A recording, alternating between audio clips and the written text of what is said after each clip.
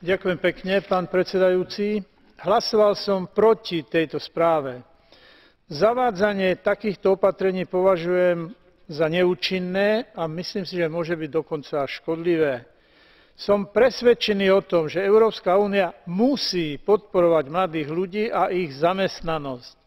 Mala by to však robiť predovšetkým tak, že by mala mladým ľuďom otvárať cestu k lepšiemu vzdelaniu a odstraňovať bariéry pri ich uplatnení v rámci pracovného trhu Únie. Investovanie do takýchto garančných schém, ako sú záruky mládeže, považujem naopak za určitú tvorbu ilúzií o tom, že sa chce mladým ľuďom pomôcť. Takéto ilúzie však v konečnom dôsledku môžu vyjsť neadekvátne draho. Nemyslím si, že je to správny postup, ktorý by sme si mohli dovoliť. Ďakujem.